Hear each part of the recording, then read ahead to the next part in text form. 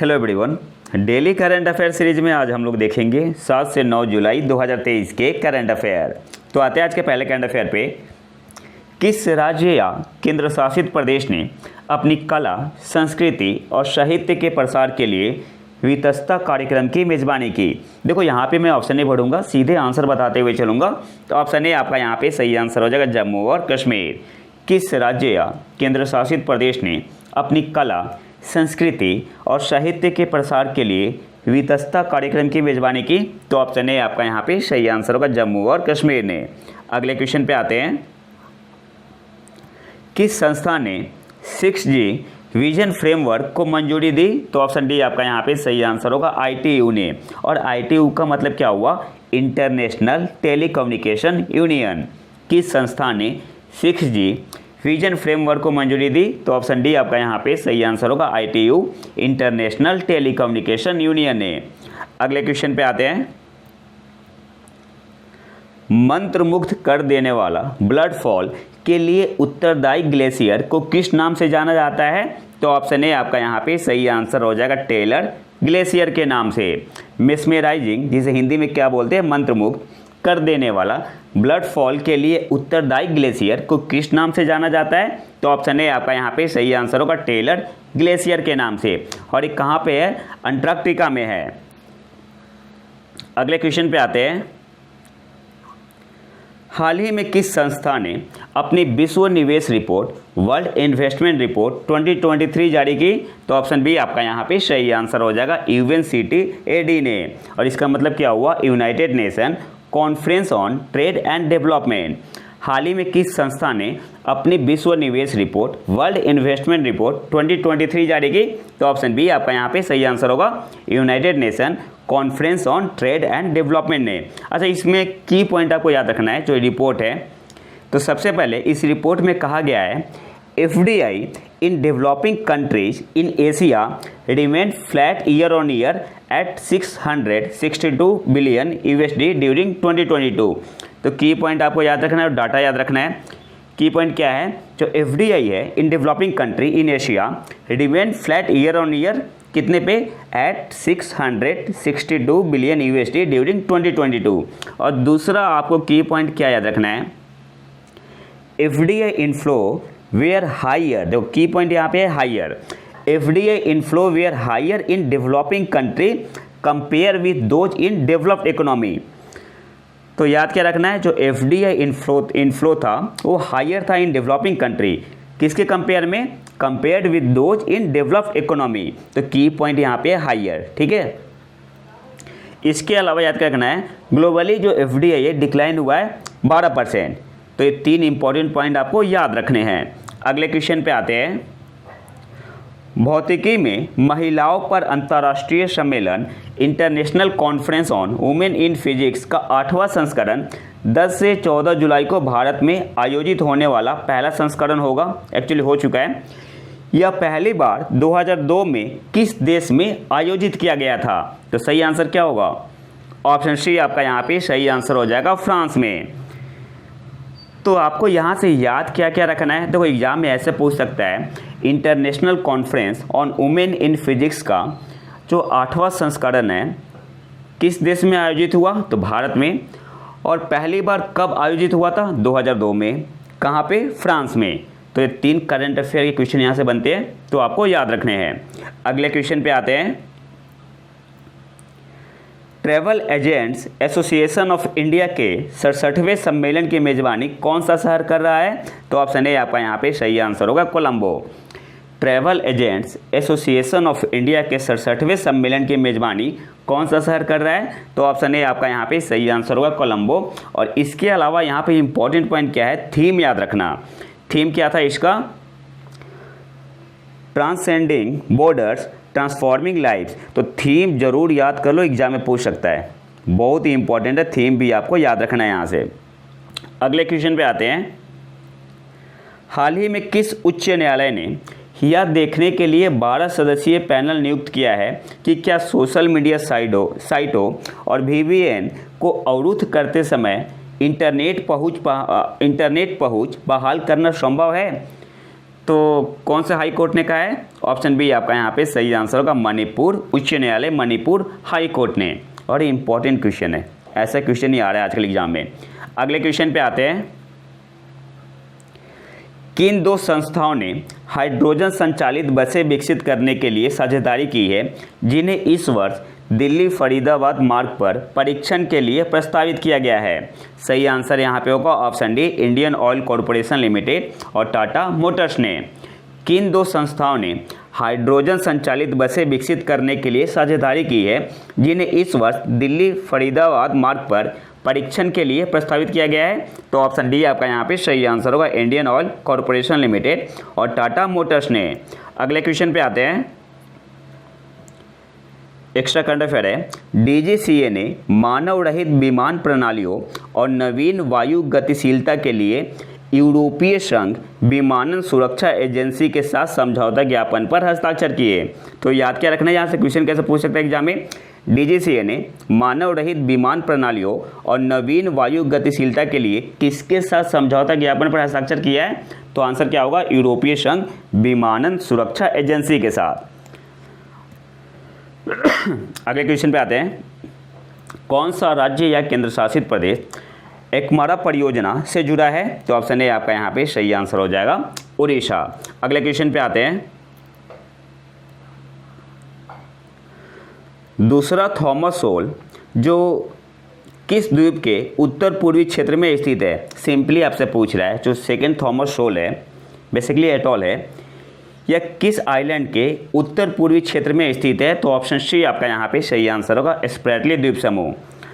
और एक क्यों न्यूज में था? तो चाइना और फिलीपींस के बीच क्या है, आपस में डिस्प्यूट है, टेंशन नहीं दोनों देशों के बीच। तो ये भी याद रखना है, जो सेकेंड थॉमस सोल है किन दो देशों के बीच डिस्प्यूट है? तो चाइना और फिलीपींस के बीच। और ये कहाँ पे स्थित है? ये आपका स्थित है साउथ चाइना सी में। और चाइना क्या बोलता है कि पूरा साउथ चाइना सी हमारा है। अगले क्वेश्चन पे आते हैं।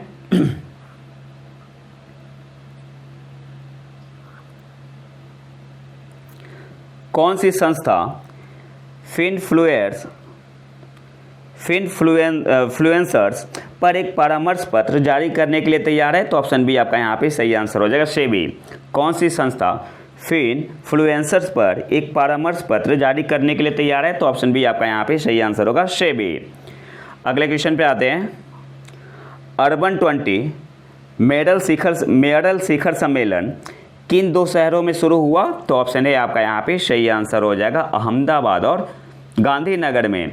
अर्बन 20 मेडल शिखर सम्मेलन किन दो शहरों में शुरू हुआ? तो ऑप्शन ए आपका यहाँ पे सही आंसर होगा, अहमदाबाद और गांधीनगर। अगले क्वेश्चन पे आते हैं।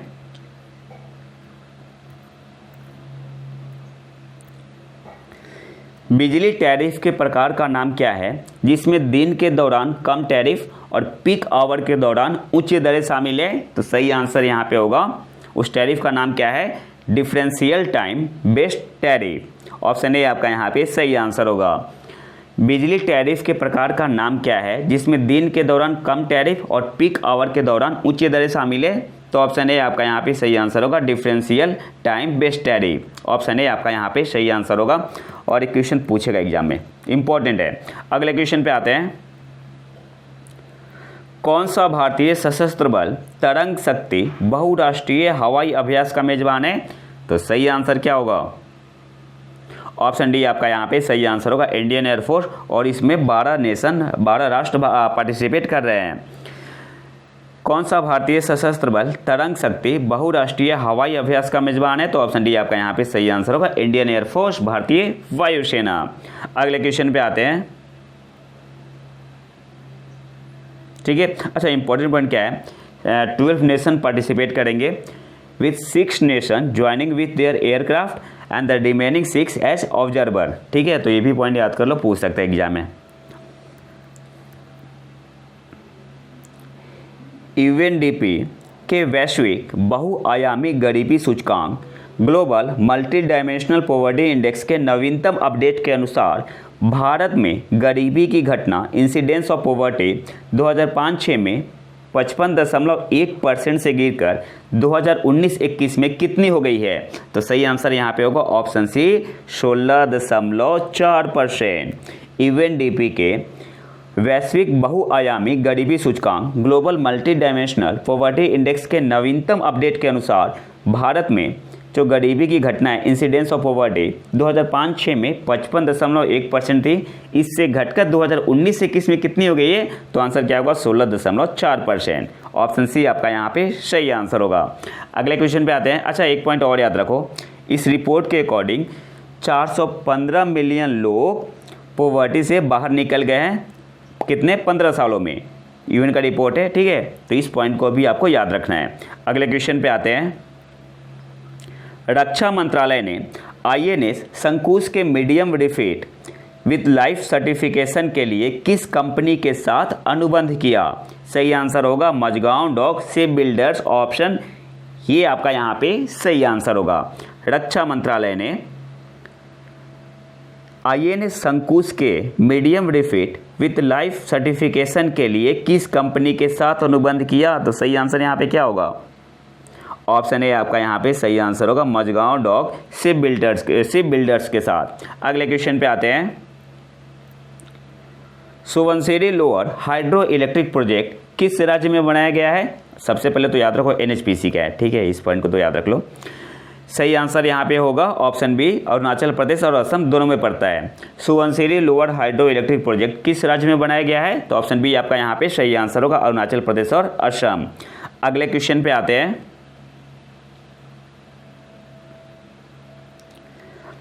पृथ्वी अवलोकन के लिए राष्ट्रीय अंतरिक्ष mission national space mission for earth observation किस देश से संबंधित है? तो ऑप्शन ए आपका यहाँ पे सही आंसर होगा ऑस्ट्रेलिया। इसमें ऑस्ट्रेलिया क्या करेगा?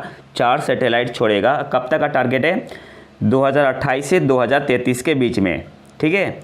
ऑस्ट्रेलिया 4 सैटेलाइट लॉन्च करेगा 2028 से 2033 के बीच में। और न्यूज़ में क्यों बना हुआ है? तो अभी बजट की कुछ दिक्कत है ऑस्ट्रेलिया में, इसलिए आपका एक करंट अफेयर में बना हुआ है। तो आपको बस ये जानना है कि national space mission for earth observation किस देश से संबंधित है? तो ऑस्ट्रेलिया से। ऑप्शन ए आपका यहाँ पे सही आंसर होगा, ज़्यादा डीप में नहीं जाना। अगले क्वेश्चन पे आते हैं। नीदरलैंड औपनिवेशिक युग के अधिग्रहण को किन 2 देशों को लौटाएगा?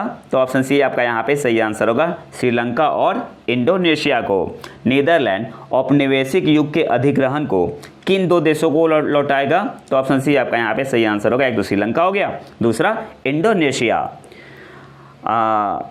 अगले क्वेश्चन पे आते हैं। किस संगठन ने ओजोन यूवी बुलेटिन जारी किया है? तो ऑप्शन बी आपका यहाँ पे सही आंसर हो जाएगा वर्ल्ड मेट्रोलॉजिकल ऑर्गेनाइजेशन।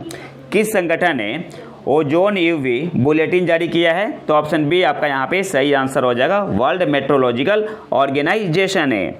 अगला जो हमारा टॉपिक है इसमें हम लोग स्टैटिक एमसीक्यू कवर करते हैं, जिसका संबंध करंट अफेयर से होता है, या प्योर स्टैटिक भी हो सकते हैं या प्योर करंट अफेयर भी। लेकिन ये आपका यूपीएससी और स्टेट पीसीएस के लिए, लाइक 69 बीपीएससी जो आने वाला है, या किसी भी स्टेट का स्टेट पीसीएस, उसके लिए काफ़ी इंपॉर्टेंट है। तो आते हैं पहले क्वेश्चन पे।